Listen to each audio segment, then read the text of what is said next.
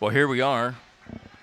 Your first full season as a head coach on the collegiate level is down in the final quarter, and you probably, I'd imagine, you haven't had time to think about it a whole lot. But this is it's been been a pretty good year so far. You got more you want to do, though, right? I can always see it in your face. You're like I don't want to talk about it. I want to talk about today and keep moving, right? Yeah, I mean, I've just been lucky to work with some unbelievable people, and they've done a great job, made my life a lot easier. Your players have done pretty good too. Those are some of the unbelievable people I get Yes, to work yes, with. there you go. That's true. That's true. Talk about, just real quick, just talk about your coaching staff a little bit. Yeah, I mean, Logan, obviously, this is my second year getting to work with Logan. Obviously, you go from working alongside each other to obviously, I mean, one of the first things he said is like, yeah, it's just weird now that you're my boss. I was like, yeah, that is different. But, yeah. Let me stop you there. Why did you want him to stay on? One, I think I'd say his best quality is he is one of the most loyal people that I've been around. I think he's an absolute workhorse. You give something to Logan, like he's going to go above and beyond to try to do it and do it well.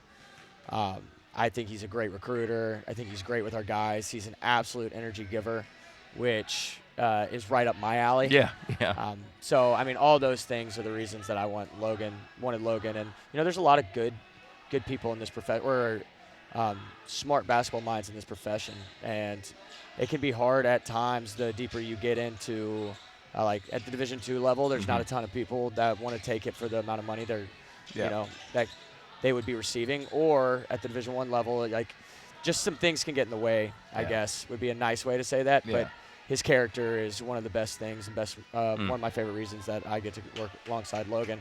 And I'm not going to stop there. Yeah. I am with Logan, but Bryce Gerlach, obviously, year one with him. I got to meet him this year, and glowing reviews. Casey Alexander spoke extremely high of him. My brother Sam, I'd gotten to work alongside him at Stars. And then just getting to meet him and talk with him, his strengths balance out my weaknesses. Yeah. He's unbelievable at video, really good player development, young star in this business. Yeah. And then the last one is Beion Hendricks, also Bryce, loyal. Yeah. And then Beion Hendricks, I got to coach him, so I know his IQ of the game is extremely high. I knew that he had never been on the coaching side of things, and that could be different. Yeah. It was hard for me in year one as a coach. And I've been beyond impressed by him, just his growth, whether it be from scouts to player development to just getting things done right as they need to get done. I think I'm very fortunate. I got 3 guys that I believe are Division I coaches that I get to have on my staff. Yeah. It's I didn't ask that question because I didn't know. I already knew. Yeah. I mean, but I wanted to hear you say it because you know them far deeper than that. But from my working with all them in various roles and stuff like that, it's just been great. So, and I've seen the work that you guys have done on the court. Talk about your team a little bit. How you got here and what you want the rest of the way.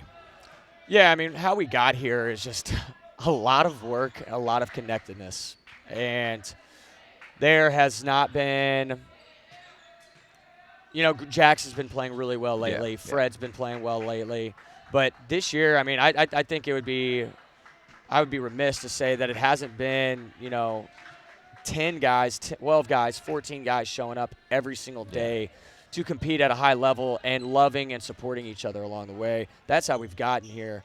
And it hasn't been a one-day process. I mean, it's, back in the fall, it was like, man, I don't know how many games, like some of the guys, I don't know how many games we're going to win. You lose so much. Yeah. But just their constant belief of what we were trying to do, their constant attention to detail, effort, execution, all those things have led to, some of the success that we've gotten to have. But, there's still – it doesn't seem that way when you look in the grand scheme of things, but I look at it, there's still a lot to do. There's a lot of season left, although there's 3 regular season games and 1 guaranteed conference tournament game. There's a lot to do, and there's still a lot that we can continue to improve on. But I'm extremely proud of this group.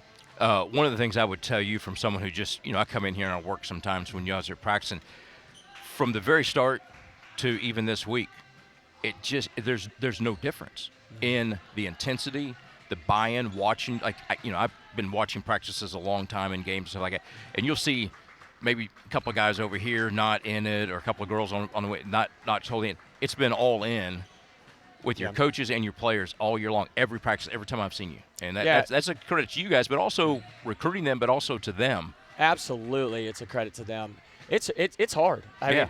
mean, I think they're called the dark days of February or the Oh, dog days of February. yes. Honestly, I don't know the saying, so please Just- forgive me. You're like me now. Yeah. You're getting those things wrong. Yeah, it's just one of those. Yeah. It's just all I know is it means is that February is long. Yes. January going into February after that Christmas break, it can be a long stretch of season, and there's ebbs and flows of every single season. And so for our guys to just continue to stay with it, I mean, we played a hard stretch against the top half of the league, and now we play what you would say is the bottom half of the league by standings. However, all of these teams are playing extremely well. I mean, Delta absolutely. State just knocked off Lee.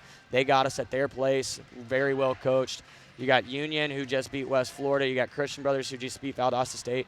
It's just a battle every single night. So helping our guys understand that, if you don't show up, you don't bring it, you're going to be walking into a bad situation. And I think the thing that impresses me most about our guys is just the maturity level that has happened. And really, I mean, I can still say it. Since the beginning of the new year, I feel like the guys came back, and they've just been every single day, maybe one, maybe at most 3 practices where I felt like we haven't given our best, but like the attention to detail, our effort.